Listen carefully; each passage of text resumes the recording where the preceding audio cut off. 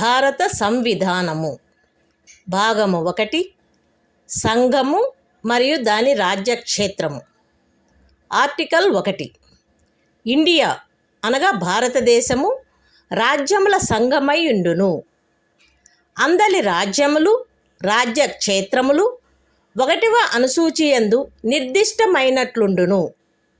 భారతదేశ రాజ్యక్షేత్రమునందు ఏ రాజ్యముల యొక్క రాజ్యక్షేత్రములు, బి 1వ అనుసూచియందు నిర్దిష్టమయ్యున్న సంఘ రాజ్యక్షేత్రములు మరియు సి ఆర్జింపబడు ఇతర రాజ్యక్షేత్రములు చేరియుండును. Constitution of India, Part 1. The Union and its Territory. Article 1. Name and Territory of the Union.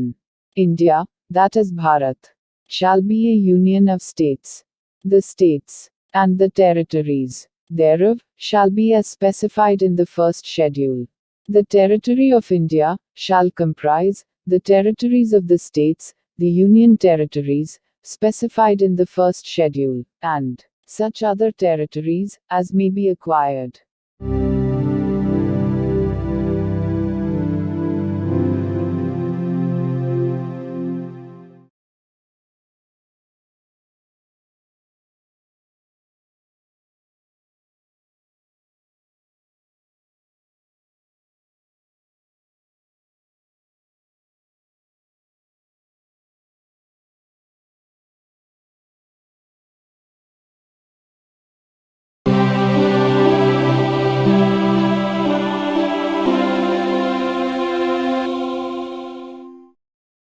భారత సంవిధానము భాగము 1 సంఘము మరియు దాని రాజ్యక్షేత్రము. ఆర్టికల్ 2 పార్లమెంటు తాను సబబని తలచు నిబంధనలు మరియు షరతులపై శాసనము ద్వారా కొత్త రాజ్యములను సంఘములో చేర్చుకొనవచ్చును లేక స్థాపించవచ్చును. Constitution of India, Part 1. The Union and its Territory. Article 2. Admission or establishment of new states. Parliament may by law admit into the Union or establish new states on such terms and conditions as it thinks fit.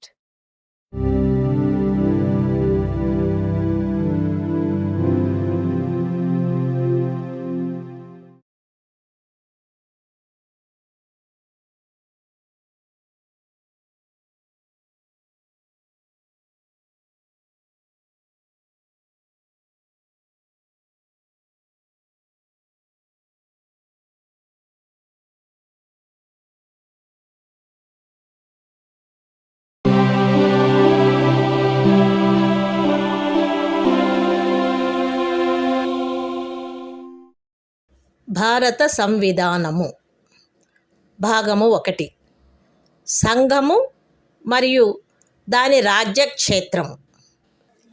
Article 3 parliament శాసనము ద్వారా ఏదేని రాజ్యము నుండి రాజ్యక్షేత్రమును వేరుపరిచి అయినను 2 లేక 2ంటికి మించిన రాజ్యములను లేక రాజ్య భాగములను కలిపి అయినను ఏదేని రాజ్యక్షేత్రమును ఏదేని రాజ్య భాగంతో కలిపి అయినను ఒక క్రొత్త రాజ్యమును ఏర్పరచవచ్చును.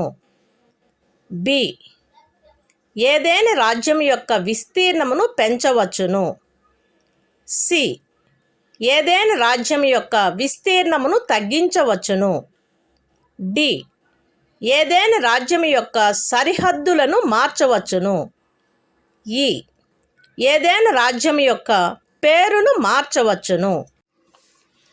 అయితే అందుకైన బిల్లును పార్లమెంటు యొక్క ఏ సదనములోనూ రాష్ట్రపతి సిఫారసుపై తప్ప ప్రవేశపెట్టరాదు మరియు సదరు బిల్లులోని ప్రతిపాదన ఏదేని రాజ్యం యొక్క విస్తీర్ణమును కానీ సరిహద్దులను కానీ పేరును కానీ మార్చునది అయిన ఎడల రాష్ట్రపతి ఆ బిల్లును ఆ రాజ్య శాసన మండలికి దాని అభిప్రాయములను అందుకై నిర్దిష్టపరిచిన గడువులో కానీ రాష్ట్రపతి అనుమతించిన అదనపు గడువులో కానీ వ్యక్తపరచుటకు పంపి అట్లు నిర్దిష్టపరిచిన లేక అనుమతించిన గడువు ముగిసిననే తప్ప అట్టి బిల్లును పార్లమెంటు యొక్క ఏ సదనములోనూ ప్రవేశపెట్టరాదు.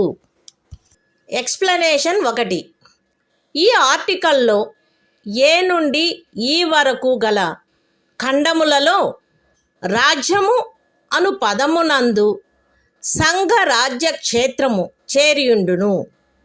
అయితే వినాయింపులో రాజ్యము అను పదము సంఘ రాజ్య క్షేత్రమునందు చేరియుండదు. ఎక్స్ప్లెనేషన్ 2. ఖండము ఏ ద్వారా పార్లమెంటుకు ప్రదత్తమైన అధికారంలో ఏదేని రాజ్య భాగమును లేక సంఘ రాజ్య క్షేత్ర భాగమును ఏదేని మరొక రాజ్యముతో లేక మరొక సంఘ రాజ్య క్షేత్రముతో కలుపుట ద్వారా కొత్త రాజ్యమును కానీ కొత్త సంఘ రాజ్య క్షేత్రమును కానీ ఏర్పరచు అధికారము చేరియుండును. Constitution of India, Part 1. The Union and its territory. Article 3. Formation of new states, and alteration of areas, boundaries, or names of existing states. Parliament may by law form a new state, by separation of territory from any state, or by uniting two or more states or parts of states, or by uniting any territory to a part of any state. B. Increase the area of any state. C. Diminish the area of any state. D. Alter the boundaries of any state. A. Alter the name of any state. Provided that no bill for the purpose shall be introduced in either House of Parliament, except on the recommendation of the President.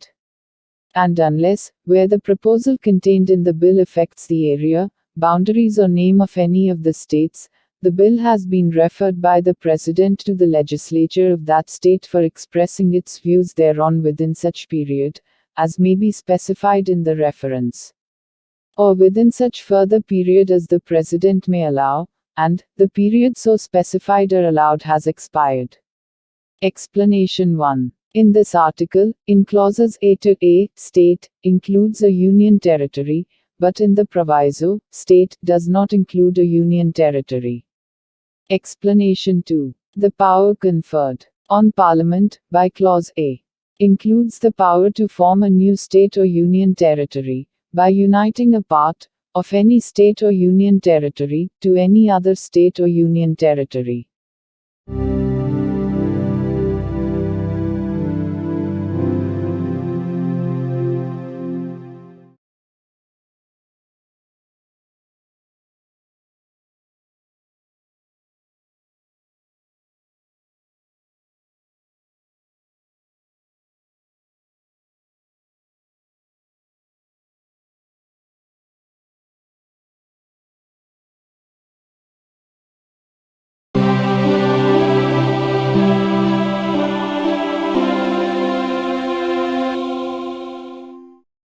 భారత సంవిధానము భాగము 1.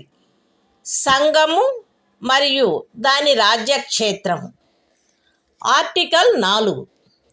2వ లేక 3వ అనుచ్ఛేదములో నిర్దేశింపబడిన ఏదేని శాసనము యొక్క నిబంధనలను అమలుపరచుటకు 1వ మరియు 4వ అనుసూచీలలో ఆవశ్యకము కాగల సవరణ నిబంధనలు సదరు శాసనమునందుండవలెను మరియు అందు పార్లమెంటుచే ఆవశ్యకమని భావింపబడు అనుపూరక, అనుషంగిక మరియు పారిణామిక నిబంధనలు కూడా పార్లమెంటులోను అట్టి శాసనములచే ప్రభావితమైన రాజ్యము యొక్క లేక రాజ్యముల యొక్క శాసన మండలి లేక శాసన మండలాలలోనూ ప్రాతినిధ్యము గూర్చిన నిబంధనలతో సహా ఉండవచ్చును.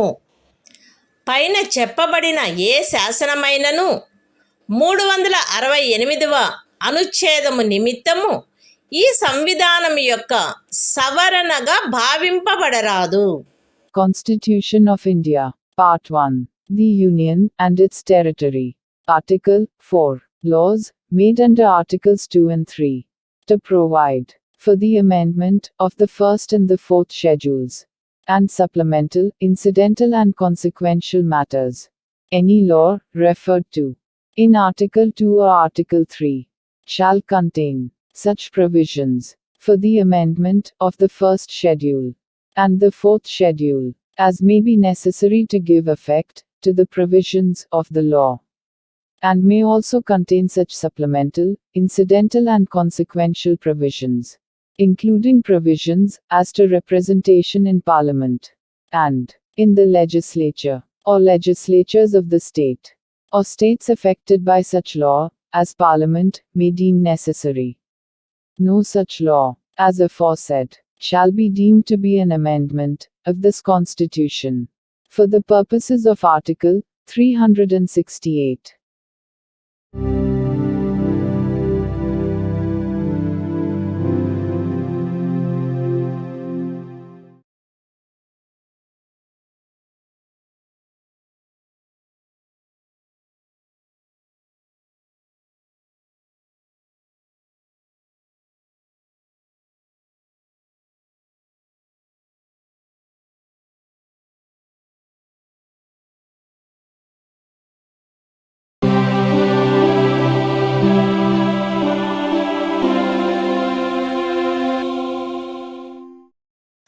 భారత సంవిధానము భాగము 2 పౌరసత్వము.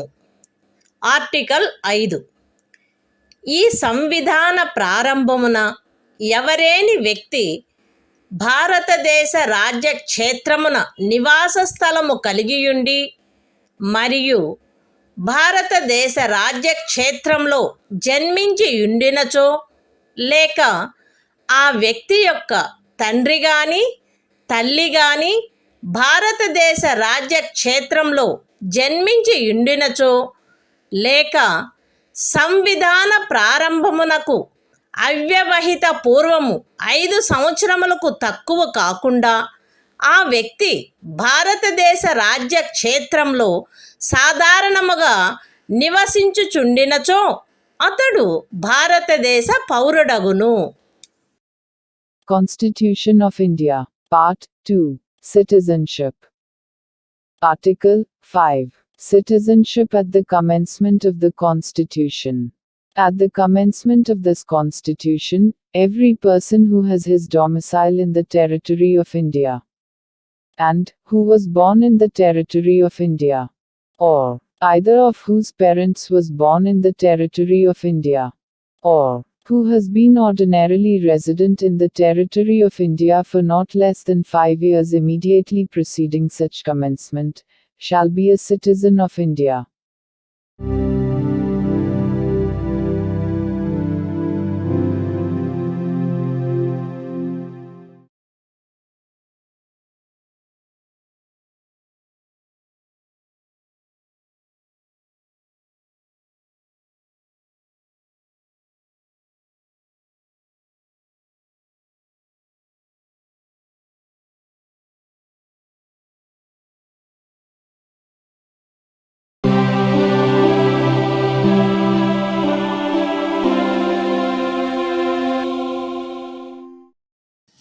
భారత సంవిధానము భాగము 2 పౌరసత్వము. ఆర్టికల్ 6.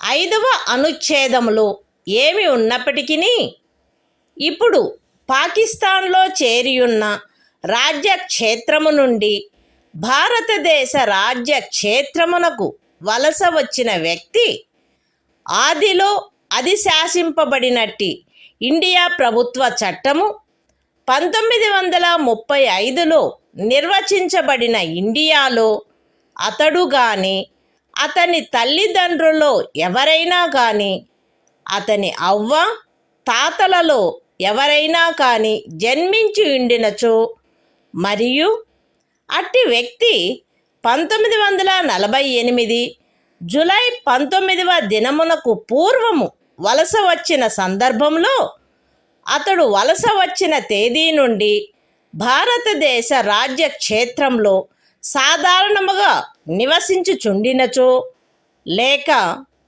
అట్టి వ్యక్తి 1948 జూలై 19వ దినమున గాని అటు పిమ్మట గాని అట్లు వలస వచ్చిన సందర్భంలో పౌరులను రిజిస్టర్ చేయుటకై భారతదేశ అధినివేశ ప్రభుత్వముచే నియమించబడిన అధికారికి అందుకై విహితపరచబడిన ప్రరూపములోను రీతిలోను ఈ సంవిధాన ప్రారంభమునకు పూర్వము దరఖాస్తు పెట్టుకొనిన మీదట ఆ అధికారిచే భారతదేశ పౌరుడుగా రిజిస్టర్ చేయబడి ఉండినచో అట్టి వ్యక్తి ఈ సంవిధాన ప్రారంభమున భారతదేశ పౌరుడుగా భావింపబడును. అయితే ఏ వ్యక్తి అయినను అతడు దరఖాస్తు పెట్టుకొనిన తేదీన అవ్యవహిత పూర్వము కనీసము 6 మాసములు భారతదేశ రాజ్య క్షేత్రంలో నివసించి ఉండిననే తప్ప అట్లు register చేయబడరాదు. Constitution of India, Part 2, Citizenship, Article 6, Rights of citizenship of certain persons who have migrated to India from Pakistan.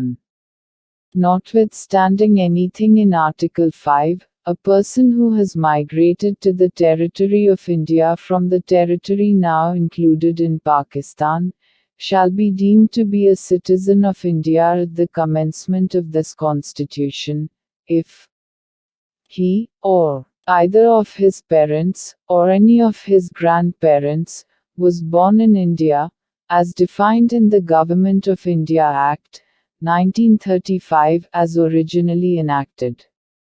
And, in the case where such person has so migrated before the 19th day of July, 1948, he has been ordinarily resident in the territory of India since the date of his migration, or in the case where such person has so migrated on or after the 19th day of July, 1948, he has been registered as a citizen of India by an officer appointed in that behalf by the Government of the Dominion of India, on an application made by him, therefore, to such officer before the commencement of this Constitution, in the form and manner prescribed by that government.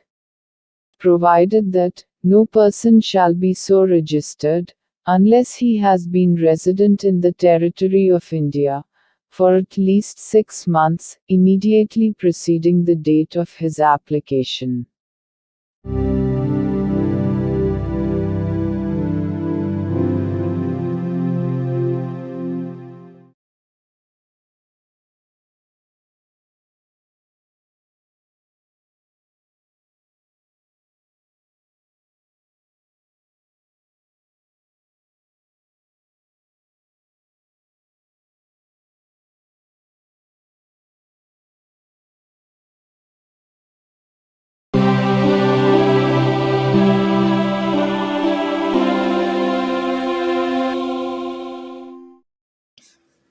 భారత సంవిధానము భాగము 2 పౌరసత్వము article 7 5వ మరియు 6వ అనుచ్ఛేదములలో ఏమి ఉన్నప్పటికీ భారతదేశ రాజ్య క్షేత్రము నుండి ఇప్పుడు పాకిస్తాన్లో చేరియున్న రాజ్య క్షేత్రమునకు 1947 మార్చి 1 దినము తరువాత వలస వెళ్ళిన వ్యక్తి భారతదేశ పౌరుడుగా భావింపబడరాదు. అయితే పాకిస్తాన్లో ఇప్పుడు చేరబడియున్న రాజ్య క్షేత్రమునకు అట్లు వలస వెళ్ళిన తరువాత భారతదేశంలో పునరావాసమునకు గాను లేక భారతదేశమునకు శాశ్వతంగా తిరిగి వచ్చుటకు గాను శాసన విహితమైన ఏదేని ప్రాధికారము చేయగాని ప్రాధికారము క్రింద గాని వసగబడిన అనుజ్ఞా పత్రము క్రింద భారతదేశ రాజ్య క్షేత్రమునకు తిరిగి వచ్చిన వ్యక్తికి ఈ అనుచ్ఛేదములోని ఏదియూ వర్తించదు.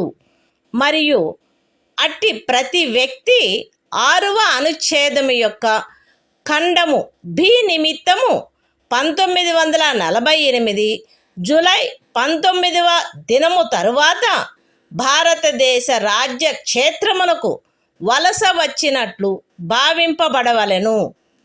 Constitution of India, Part 2, Citizenship, Article 7, Rights of citizenship of certain migrants to Pakistan. Notwithstanding anything in Articles 5 and 6, a person who has after the first day of March, 1947, migrated from the territory of India to the territory now included in Pakistan shall not be deemed to be a citizen of India, provided that nothing in this article shall apply to a person who, after having so migrated to the territory now included in Pakistan, has returned to the territory of India, under a permit for resettlement or permanent return, issued by or under the authority of any law, and every such person shall for the purposes of Clause B of Article 6 be deemed to have migrated to the territory of India after the 19th day of July, 1948.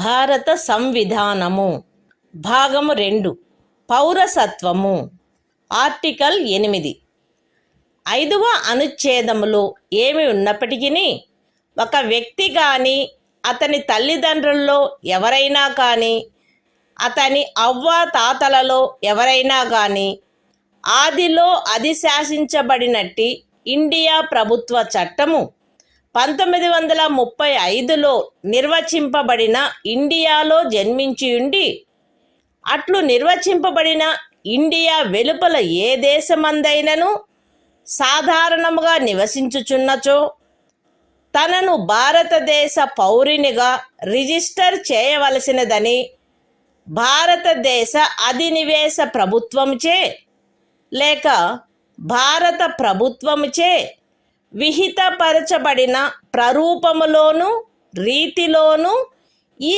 సంవిధాన ప్రారంభమునకు పూర్వము కానీ లేదా పిమ్మట కానీ అతడు తత్సమయమున నివసించుచున్న దేశమనందలి భారతదేశపు రాజదౌత్య లేక వాణిజ్య ప్రతినిధికి దరఖాస్తు పెట్టుకునిన మీదట అట్టి రాజ్య దౌత్య లేక వాణిజ్య ప్రతినిధిచే భారతదేశ పౌరుడుగా రిజిస్టర్ చేయబడినచో అతడు భారతదేశ పౌరుడుగా భావింపబడవలెను.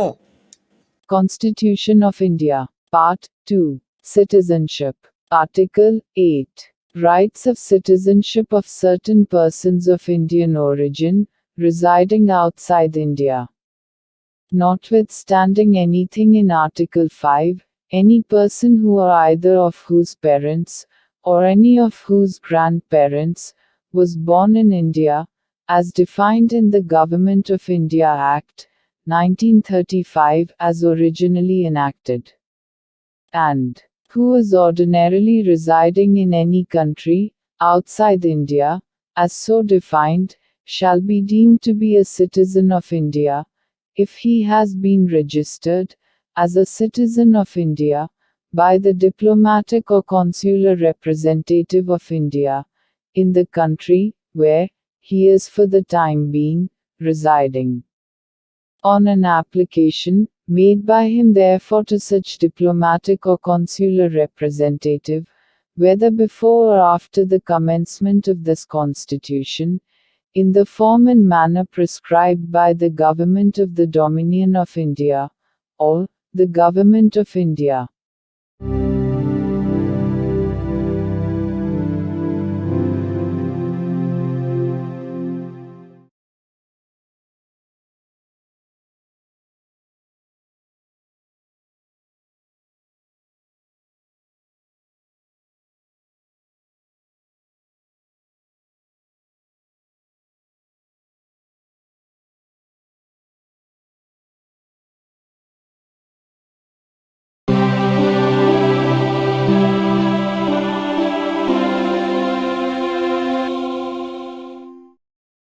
భారత సంవిధానము భాగము 2 పౌరసత్వము ఆర్టికల్ 9 ఏ వ్యక్తి అయినను ఏదేని విదేశీ రాజ్యము యొక్క పౌరసత్వమును తనంతట తాను ఆర్జించి ఉండినచో 5వ అనుచ్ఛేదమును బట్టి భారతదేశ పౌరుడు కారాదు, లేక 6వ అనుచ్ఛేదమును బట్టి గాని 8వ అనుచ్ఛేదమును బట్టి గాని భారతదేశ పౌరుడుగా భావింపబడరాదు. Constitution of India, Part 2, Citizenship, Article 9. Persons voluntarily acquiring citizenship of a foreign state, not to be citizens. No person shall be a citizen of India by virtue of Article 5, or be deemed to be a citizen of India by virtue of Article 6 or Article 8, if he has voluntarily acquired the citizenship of any foreign state.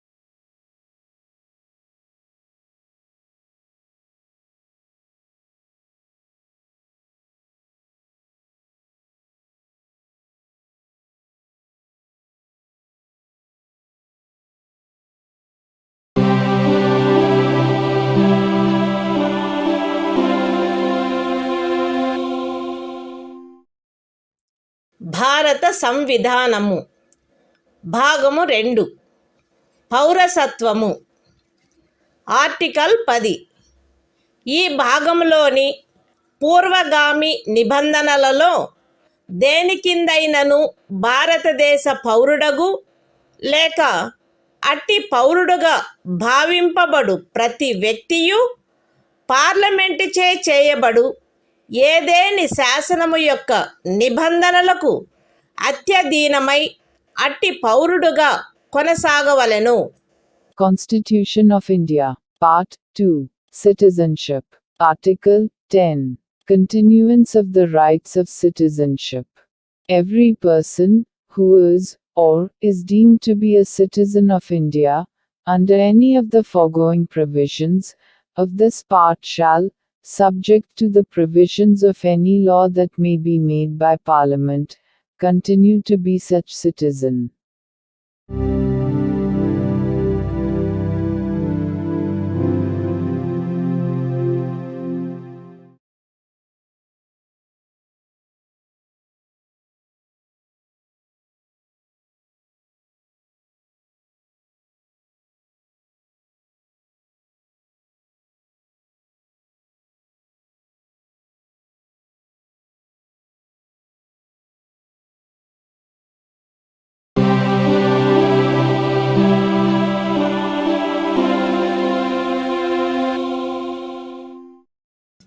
భారత సంవిధానము భాగము 2 పౌరసత్వము article 11 పౌరసత్వ ఆర్జన మరియు సమాప్తిని గూర్చియు పౌరసత్వమునకు సంబంధించిన అన్ని ఇతర విషయములను గూర్చియు ఏదేని నిబంధన చేయుటకు పార్లమెంటుకు గల అధికారమును ఈ భాగము యొక్క పూర్వగామి నిబంధనలో ఉన్నదేదియు న్యూనపరచదు. The Constitution of India, Part 2, Citizenship, Article 11. Parliament, to regulate the right of citizenship by law. Nothing in the foregoing provisions of this part shall derogate from the power of Parliament to make any provision with respect to the acquisition and termination of citizenship and all other matters relating to citizenship.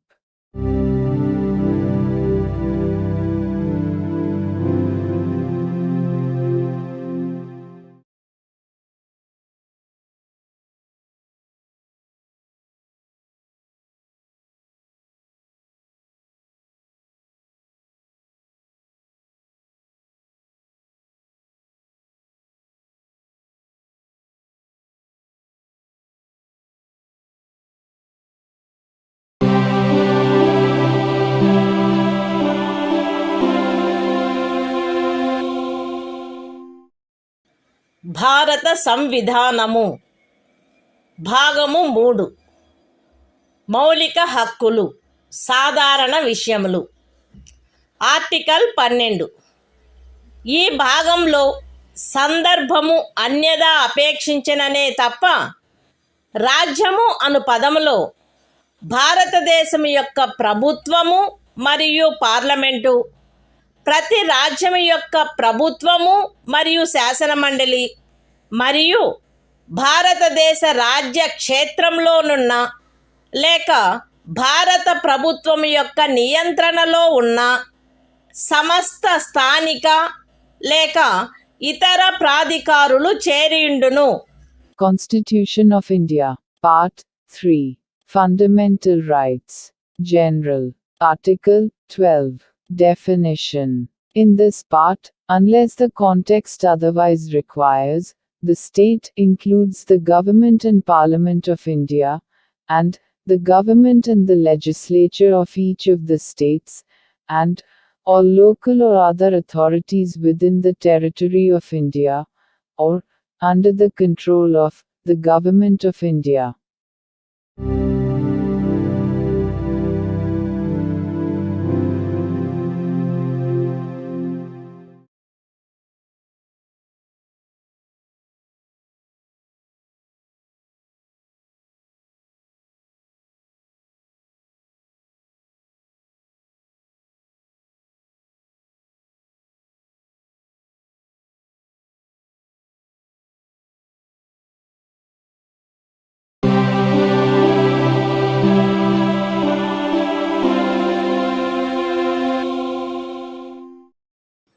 భారత సంవిధానము భాగము 3 మౌలిక హక్కులు సాధారణ విషయములు.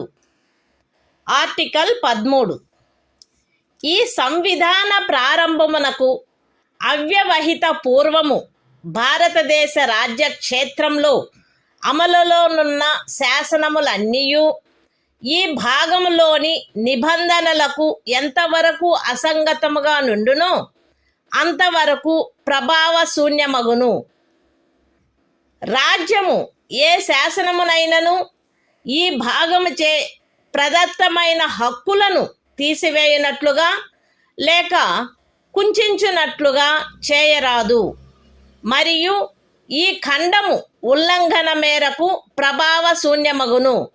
ఈ అనుచ్ఛేదములో సందర్భము అన్యదా అపేక్షించిననే తప్ప ఏ శాసనము అను పదమునందు ఏదైనా అధ్యదేశము, ఉత్తర్వు, ఉపవిధి, నియమము, వినిమయము, అధిసూచన మరియు భారతదేశ రాజ్య క్షేత్రంలో శాసనము వలె అమలు కలిగియున్న ఆచారము లేక వాడుక చేరియుండును.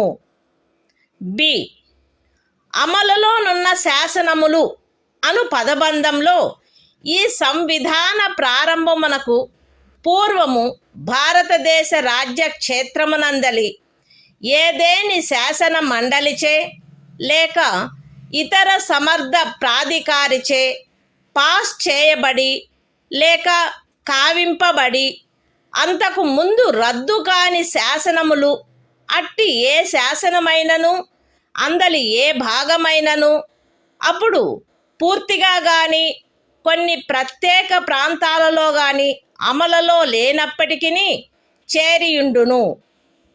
ఈ అనుచ్ఛేదంలోనున్నదేదియు 368వ అనుచ్ఛేదము క్రింద ఈ సంవిధానమునకు చేయబడిన ఏదేని సవరణకు వర్తించదు. Constitution of India, Part 3, Fundamental Rights, General, Article 13, Laws inconsistent with or in derogation of the fundamental rights. All laws in force in the territory of India, immediately before the commencement of this Constitution, in so far as they are inconsistent with the provisions of this part, shall, to the extent of such inconsistency, be void. The state shall not make any law, which takes away, or abridges, the rights conferred by this part, and any law, made in contravention of this clause, shall, to the extent of the contravention, be void. In this article, unless the context otherwise requires, law includes any ordinance, order, bylaw, rule, regulation, notification, custom or usage having, in the territory of India, the force of law. Laws in force includes laws passed or made by a legislature or other competent authority, in the territory of India, before the commencement of this Constitution, and, not previously repealed, notwithstanding that any such law, or any part thereof, may not be then in operation, either at all, or in particular areas. Nothing in this article shall apply to any amendment of this Constitution, made under Article 368.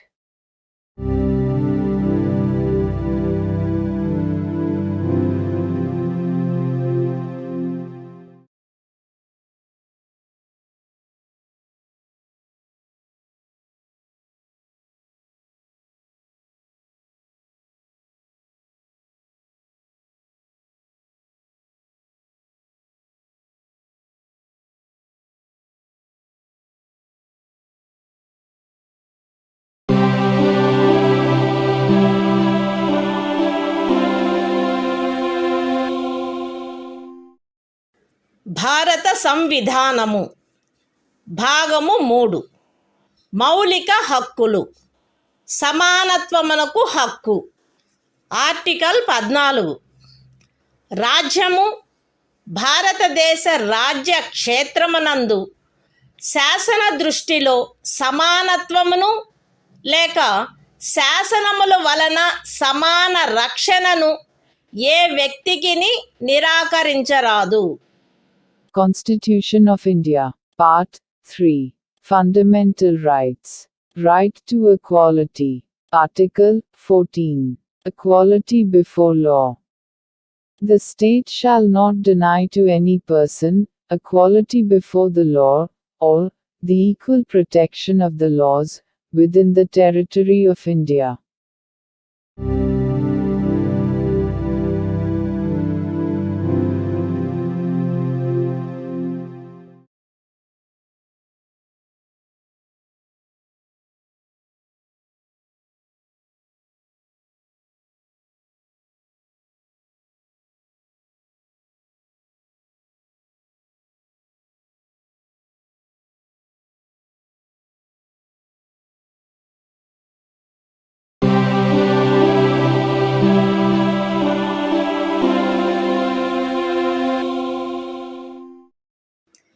భారత సంవిధానము భాగము 3 మౌలిక హక్కులు సమానత్వమునకు హక్కు. Article 15